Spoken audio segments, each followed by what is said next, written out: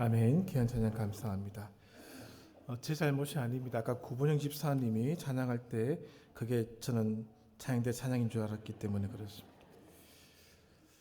오늘 시간이 많이 빡빡합니다만은 이럴 때는 우리 구역 모임 시간을 조금 좀 조정해 주셔서 진행하시면 되겠고, 구역 모임은 구역 예배가 아닙니다. 모이셔서 한 달에 한번 기도의 제목 나누시고 또 어떻게 사시는지 나누시고 또 그날 주일 강론에 대해서 또 서로 얘기 나누시고 그런 시간입니다. 오늘은 서로 인사하시고 기도 제목 나누시는 정도로 해주셔서 시간을 맞춰 주시면은 좀 조금 오늘 빡빡하게 돌아가는 시간 좀 그렇게 여유롭게 만들 수 있을 것이라 판단합니다.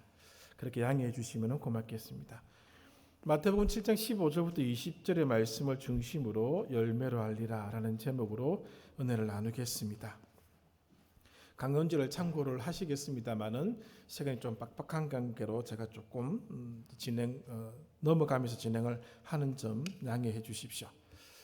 올해 마태복음 5장부터 7장의 산상수훈의 말씀을 함께 읽고 생각하게 될 것입니다. 그런데 문제는 이 말씀을 읽어내기가 쉽지 않다는 점입니다. 한 구절이라도 품을 수 있으면 대단한 것이죠. 이 말씀 참 무겁게 다가오는 그런 말씀들이 참 많이 있습니다. 우리가 감히 인간이 하나님의 말씀을 우리의 삶에 담아낼 수 있느냐? 그건 사실 없습니다. 우리가 그 말씀에 잠겨야 되고 담겨야 되는 것이 옳은 것이죠. 우리가 편의상 그 말씀을 우리가 담아낸다라는 표현을 감히 쓰고 있을 뿐입니다. 이 말씀을 참 우리가 살아낸다고 하는 것도 굉장히 어렵습니다. 산상수훈에 관한 주석이나 논문을 보면은 이게 어떻게 가능하냐? 그런 질문을 굉장히 많이 하고 있습니다. 불가능한 것이죠. 그래서 이 산상수훈을 이해하기 위해서 반드시 필요한 또 하나의 작업이 있는데 하나님 나라가 어떤 나라인지를 이해하는 것이 필요합니다. 진행해 나가면서 제가 설명을 또 드리겠습니다만 어쨌든 산상수훈에 있어서 가장 중요한 신학적인 토대 이해의 배경은 하나님 나라를 이해하는 것이 필요합니다. 천국이 뭐냐? 죽어서 가는 곳이 천국이냐?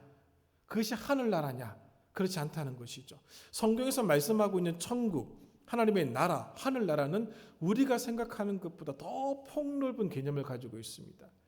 언제 함께 나누어서 읽었던 폴라 구더의 마침내 드러난 하늘나라라는 책이 있지 않습니까? 한 번 더 읽어주셔야 됩니다. 읽어주셔서 그것을 배경으로 산상수훈을 살펴보고 이해해야지만이 이 말씀을 조금 알 수 있게 되는 것이죠. 오늘은 산상수훈의 그 첫 번째 중요한 주제 중에 하나를 다루고자 합니다. 첫 번째 청중이 누구냐라는 점이죠. 오늘 본문을 좀 보실까요? 본문 보시면은 본문 우리가 읽었던 부분은 포함되지 않습니다만은 7장 28절을 보십시오. 이미 펼쳐 주셨기 때문에 보시면은 예수께서 이 말씀을 마치심에 무리들이 그의 가르치심에 놀라니, 무리들이 놀랐다고 되어 있습니다. 5장으로 가보실까요? 5장 1절. 예수께서 무리를 보시고 산에 올라가 앉으시니 제자들이 나온지라. 무리를 보시고 앉으시고 말씀하셨고 무리들이 이 말씀에 놀랐다라고 되어 있습니다. 그럼 그 무리가 누구냐? 4장 23절, 24절, 25절이 그 무리들을 설명하고 있습니다. 자, 23절을 보시면은 예수님이 돌아다니시면서 가르치셨고 천국 복음을 전파하셨습니다. 그러니까 모여들었던 사람들이 있었는데 병든 자들이 모여들었습니다. 그리고 그들을 치료하여 주셨습니다. 소문이 나기 시작합니다. 그러니까 24절 각종 병에 걸려서 고통당하는 자, 귀신 들린 자, 간질하는 자, 중풍병자 등들이 여기에 들어오기 시작한 것이죠. 이들을 향하여 산상수훈이 선포된 겁니다.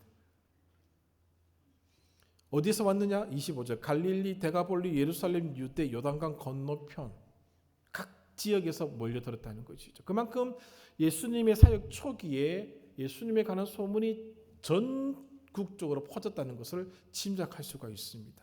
자, 이 사람들을 유념하여 쳐다보십시오. 과연 이 사람들이 산상수훈의 말씀을 그들의 삶에 담아낼 수 있을 만한 사람인가라는 점입니다.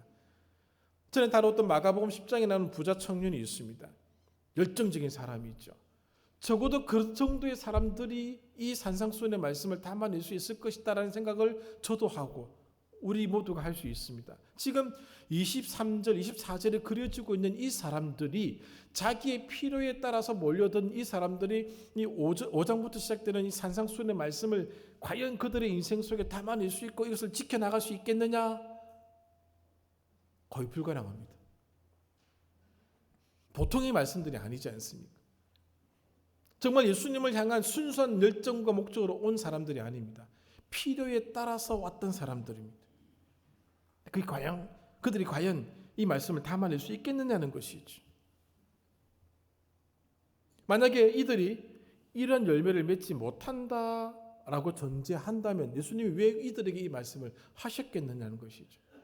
그들을 기만하는 것밖에 더 되겠습니까? 만약에 이런 사람들이 열매를 맺을 수 있다면 우리가 알지 못하는 방법, 이유가 있다는 것이죠. 정답을 미리 말씀드리면 이것입니다. 예수를 품으면 되는 것이죠. 생명을 품으면 된다는 것입니다. 생명을 품는 자만이 생명의 열매를 맺는 법입니다. 우리가 뭘 하는 것이 아닙니다. 그 나무에는, 그 나무가 가지고 있는 씨 안에는 그 나무가 맺을 생명이 들어 있습니다. 그 나무니까 그 열매를 맺는 겁니다. 포도나무에 사과가 열리는 걸 보신 적이 있습니까? 포도나무 안에 있는 씨 안에는, 그 씨 안에 있는 생명은 포도를 맺게끔 그것이 들어가 있습니다. 그 사과나무 안에는 사과 열매를 맺는 생명의 씨가 들어가 있는 것이죠. 그래서 산상수훈은 내가 지켜낼 말씀으로 주신 것이 아닙니다. 윤리적 개념으로 주신 말씀이 아니다라고 하는 것이죠. 이걸 윤리로 바라보는 신학자들이 상당히 많이 있는데 그렇지 않습니다. 그 나무는 그 열매를 맺게 되어 있습니다. 그리스도인이면은 그리스도인으로서 맺을 열매가 나타나게 된다는 것이죠. 그리스도인이 예수라는 생명을 품었습니다. 그 씨를 품었습니다. 그러면은 그 씨는 결국 그 열매를 맺게 되어 있다는 것이죠. 그 열매가 산상수훈입니다. 그래서 애쓰지 않습니다. 포도나무 스스로가 막 자기가 포도 열매를 맺기 위해서 애를 씁니까? 아닙니다. 그 생명을 품고 있으면은 그 열매가 저절로 나타나게 되어 있다는 것이죠. 그 씨에는 그 모습의 생명이 담겨져 있기 때문에 그렇습니다. 우리 아무도 걱정하지 않습니다. 올리브 나무에는 올리브 열매가 맺힌다는 것 기도합니까? 농부가? 어떤 농부가 쌀나무 심어놓고 보리가 맺힐 거 걱정하면서 막 새벽마다 교회 가가지고 쭉 삼창하면서 기도합니까? 아무 걱정하지 않습니다. 쌀나무에 쌀이 맺히고요. 포도나무에 포도가 맺힙니다. 당연한 걸 이렇게 힘있게 얘기하냐고 라고 생각하실 텐데 그리스도인에게는 그리스도인이 맺는 열매, 산상수훈이 맺히게 되어 있다는 것이죠. 이것을 다른 말로 표현 그리스도인의 정체성의 싸움이라고 말씀드릴 수 있습니다. 우리의 정체성은 그리스도입니다. 그리스도는 우리의 생명이지요. 이 생명을 품고 있으니 드러나는 내용도 그리스도의 모습이라는 것이죠. 그리스도를 품고 있으니 드러나는 모습도 그리스도입니다. 그 내용이 산상수훈이라는 것이죠. 우리 힘으로 용서를 몇 번까지 할 수 있겠습니까? 7번요? 주님이 요구하시는 용서의 수준을 우리가 알지 않습니까? 70번씩 7번이라도 하라고 말씀하시고 있지 않습니까? 산상수훈이 지향하는 부분이 바로 이것이라는 것이죠. 이 열매는 억지로 맺는 것이 아닙니다. 그래서 인간의 힘으로는 불가능한 말씀들입니다. 원수를 어떻게 사랑합니까? 원수인데. 원수라는 말 자체가, 정의 자체가 적대적인 사람입니다. 사랑의 대상이 아니라는 것이죠. 원수는 사랑이 아닙니다. 사랑할 수 있는 존재가 아닙니다. 그 벽입니다.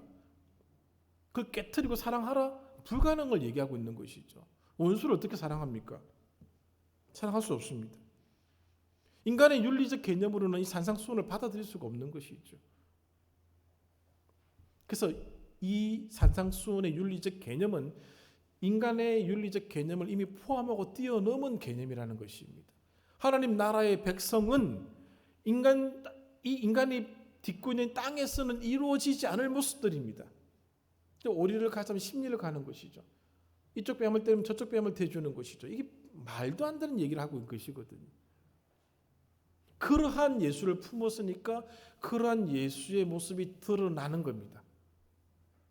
이게 산상수훈이 말씀하고자 있는 것이죠. 예수를 품었으니 하나님 나라 백성의 모습이 산상수훈이라고 하는 내용으로 드러나게끔 되어 있다라고 하는 것이죠. 이 어머니들 계시죠. 아이를 낳아 보신 분들 우리 어머니들 계실 텐데 생명을 가졌을 때 1주차, 2주차는 본인도 모르죠. 5주차가 넘어가면 본인이 알게 됩니다. 그 다음 누가 알죠? 가족들이 압니다. 그 다음에 지인들이 압니다. 한 8개월, 9개월 차 되면 길거리 돌아다니면서 사람들 다 압니다. 아기가 있다는 거. 생명을 품으니까 생명을 품었다는 현상이 드러나는 것입니다. 예수를 품으니까 예수를 품었다는 현상이 드러나는데 그 현상이 산상수훈의 말씀들이라는 것이죠. 이게 열매를 맺는 조건입니다. 그 씨가 생명을 품고 있으면 열매를 맺히는 것이죠. 겉의 화려함이 아닙니다. 얼마나 겉이 화려하냐에 따라서 열매가 결정되는 것이 아닙니다. 우리 안에 예수 그리스도라는 생명의 씨를 품고 있으면 자연스럽게 드러나는 모습이 산상수훈의 가르침이라는 것이죠. 열매 맺으려고 애쓰지 않습니다. 생명의 씨가 자연스럽게 그 모습을 드러나게 만든다는 것이죠. 그러므로 우리가 바라보았던 이 4장 23절, 24절, 25절에 등장한 첫 번째 산상수훈의 청중들 걱정할 필요가 없다는 것이죠. 그들이 필요를 쫓아서 예수께로 왔다 할지라도 문제는 그들이 예수를 품느냐 품지 않느냐의 문제지 그들의 신분, 그들의 학력, 그들의 계급, 남자냐 여자냐 어린이냐 노인이냐 권력을 가지느냐 가지고 있지 않느냐 아무 상관이 없다는 겁니다. 부자 청년은 마가복음 10장의 부자 청년은 예수를 품지 못한 사람입니다. 겉은 화려했습니다. 그래서 예수를 품은 열매를 맺으라고 요구할 때 그가 거절한 것이죠. 자기 필요에 때문에 목적이 있어서 예수님께 왔지만은 그 의도 동기는 좀 불순하지만은 그가 그렇게 왔다 할지라도 예수를 품게 되면은 산상수훈이라는 열매가 맺혀진다는 것입니다. 무슨 말씀인지 아시겠죠?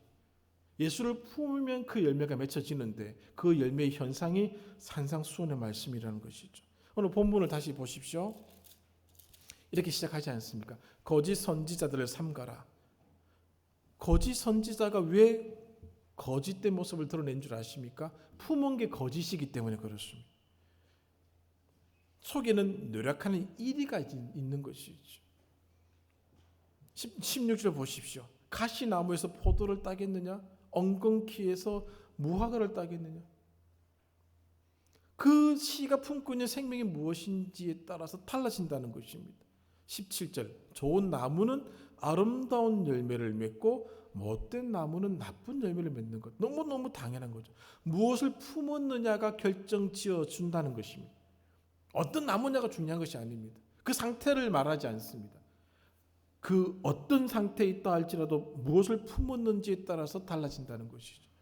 산상수훈이라고 하는 이 엄청난 말씀이 하나님의 나라의 백성들이 살아가면서 드러내야 되는데 예수를 품게 되면 제대로 품게 되면 이 현상은 드러나게끔 되어 있다는 것이죠. 내가 애써서 하는 것이 아니다라는 점을 보여주고 있는 것입니다.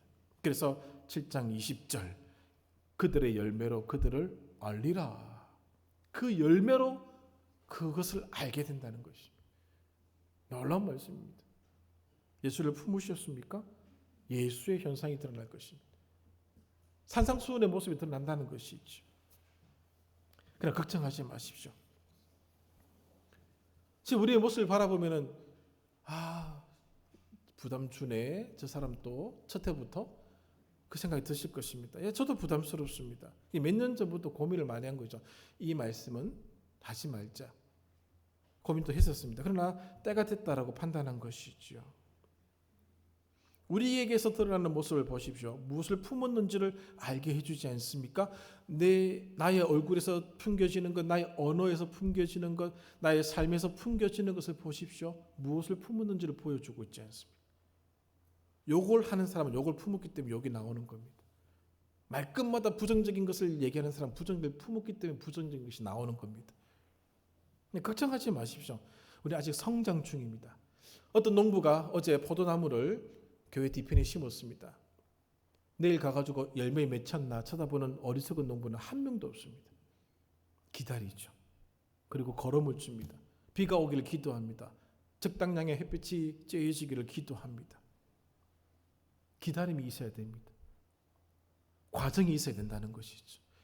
우리는 나이에 상관없이, 신앙의 연수에 상관없이 이제 새롭게 예수를 품어야 됩니다. 내가 몇 년 동안 교회 다녔는데 그 의미 없습니다. 예수 품지 않고 지나온 세월들은 다시 지워버리십시오. 시작하는 것이죠. 이제 시작하는 것입니다. 예수님을 초청한다고 해서 예수님 오시는 게 아닙니다. 선교 단체들이 그렇게 초청 기도하고 그렇게 하시면 예수님이 오라고 해서 오고 뭐 가라고 가고, 하나님이란 존재를 그렇게까지 표현하는 건 옳지가 않습니다. 사도행전 9장을 보십시오. 다메섹 도상으로 가던 사울이라는 자에게 강권적으로 임하시는 성령의 역사가 있지 않습니까? 언제 바울이 주님을 초청했습니까? 원했습니까? 아닙니다. 하나님의 임재는 그렇게 오는 것이죠. 성령의 역사가 일어나야 한다는 것이죠. 예수를 품는다는 것은 성령의 역사가 오늘 우리 가운데 일어나기를 기도하고 소원하셔야 된다는 것입니다. 맹숭맹숭해서는 일어날 수 없습니다. 간절히 구하십시오. 올해 성령의 역사가 우리 가운데 일어나서 정말 예수를 품은 자로서 살아가는 것이죠. 그 말씀을 한 절 한 절 찾아가면서 오늘 우리의 자리를 매김해 보고자 하는 것입니다. 말씀을 정리하겠습니다. 한 가지 정리해야 될 상황이 있는데, 말씀드렸던 같은 맥락에서 우리가 예수님을 위하여 무엇인가를 하고 있다는 생각을 수정해 주시기를 바랍니다. 내가 예수님 위해서 무엇을 했다라는 것은 없습니다. 할 수 있는 것도 없습니다. 우리 무익한 종인데 뭘 할 수 있겠습니까? 우리가 지금 해야 되는 것, 하고 있다고 하는 것, 지금 한다고 하는 그 모든 것들은 어떤 결과로 얻어지는 것인가 하면은 예수를 제대로 깨달았을 때 나타나는 자연스러운 현상이라는 겁니다. 포도나무가 그 씨 안에 그 생명을 품었기 때문에 포도 열매가 맺히는 것처럼, 예수 믿는 사람들이 예수를 알게 되면은 자연스럽게 나타나는 현상 중에 하나가, 우리식으로 표현하면 내가 무언가를 한다라는 식인 것이죠. 헌금한다? 내가 헌금하는 게 어디 있습니까? 주님 주시지 않으시면은 할 수도 없는 것인데, 건강? 요즘에 교회 일 안 하는 일들이 일어난다고 어제 송구신 예배 때 말씀을 드렸지 않습니까? 잘못된 겁니다. 잘못 품었기 때문에 그렇습니다. 지금까지 했던 모든 것 하게 해 주셔서 하신 것입니다. 내가 한 것 아닙니다. 그걸 알고 싶으시면 거두어 가달라고 기도하십시오. 바로 거두어 가실 겁니다. 부자 청년의 얘기를 잊지 마십시오. 하나님을 위해서 그는 계명을 지켰던 청년입니다. 그래서 실패한 겁니다. 하나님의 사람이라면 계명을 지키는 것은 당연한 겁니다. 저절로 이루어지는 것이죠. 하나님의 사람이라면 하나님의 일을 하는 것은 당연한 겁니다. 포도나무는 포도 열매를 맺는 게 당연하듯이 그런 것이죠. 내가 얼마나 헌금했는데, 내가 무엇을 했는데, 몇 년 봉사를 했는데, 그런 식의 얘기는 영광교회에서 이제 사라져야 될 얘기입니다. 하지 마십시오. 내가 얼마큼 했는데 힘들어요.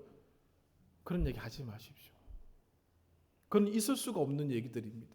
포도나무는 포도 열매를 당연히 맺고, 예수를 품으면 예수가 드러나는 것이죠. 예수를 알게 되면 이런 것들은 저절로 하게 되는 것입니다. 근데 언제부턴가 나는 한다 못한다라고 나눠지고 뻗팅기고 그렇게 하는 것이죠. 올해는 묻지도 않고 그냥 해버린 겁니다. 앞으로는 계속 그렇게 할 것입니다.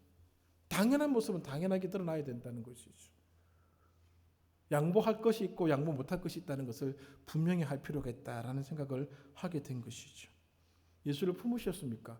그럼 예수의 향기가 드러나게끔 되어 있고, 예수가 원하는 모습이 저절로 드러나게 되어 있습니다.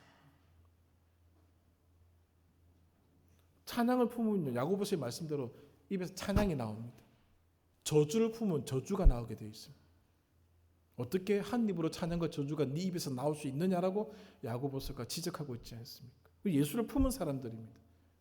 그럼 예수가 드러나야 될 것입니다. 예수님이 하기 싫다고 안 하시고 핑계대고 도망가시고 그렇게 하셨더라면 어떻게 되셨겠습니까? 산상수훈의 말씀이 이렇게 지엄할지인데 오늘 이 말씀 앞에 2023년을 들이시기를 바랍니다. 그리고 이 해가 끝나는 그 순간에 우리의 모습이 어제보다는 조금 더 성장한 모습, 성숙한 모습이 되시기를 바랍니다. 우리 교회가 10,000명이 들어오고 20,000명이 들어오고 그것을 저는 기도하지 않습니다. 예수를 품은 사람이 예수의 열매를, 성령의 열매를 맺기를 원하고 있는 것입니다. 저희 기도 제목은 그겁니다. 산에서 소나무 뿌리 몇 개 뽑는다고 성령의 열매가 맺혀지는 건 아닙니다. 예수를 품으면, 성령을 품으면 저절로 맺혀지는 겁니다. 소나무 뽑는다고 맺혀지면 얼마나 쉽겠습니까? 다 듣고 가서 삼각산에서 기도하고 끝내버리면 끝나는 것이죠. 그런 게 아니거든요. 잘못 가르치고 잘못 배운 겁니다. 예수를 품으십시오. 올 한 해 이 부분을 두고 우리 서로 전쟁을 벌일 것입니다. 이 말씀을 통해서 도전받고 변화되는 경험들을 우리 모두가 해야지만이 이 어려운 시절을 이겨나갈 수 있고 영광교회가 주님이 허락하신 이 사명을 감당해 나갈 수 있는 것입니다. 기억해 주시고 함께 도전해 주시기를 바랍니다. 기도하겠습니다. 하나님 아버지 감사합니다. 과연 저희들이 이 말씀을 품을 수 있을까? 예수를 품을 수 있을까? 걱정합니다. 하나님 부디 함께 해 주셔서 우리 마음속에 자정해 주셔서 성령의 열매가 나타나는 그런 삶을 만들어 가도록 인도하여 주시옵소서. 예수님의 이름으로 기도합니다. 아멘. 찬양 드리기 전에 우리 이모스 목사님 나오십시오. 송구잉신 예배 때 인사를 드렸습니다만은 또 한 번 더 인사 3번째 하고 있습니다. 본인들도 이제 익숙해졌을 거라 생각하는데 목사님은 이모세면은 부인은 시부라가 돼야 되는데 그렇지 않습니다. 한국 이름은 박진하 사모님입니다. 우리 청년부하고 행정하고 유수동부 수고해 주시는데 가족으로서 함께 신앙생활 해나갈 때 많이 수고해 달라고 인사할 때 격려의 박수 부탁드립니다. 차렷 경례. 감사합니다. 2023년도 그 찬송가는 55장입니다. 다 일어나셔서 55장 찬양 드리겠습니다.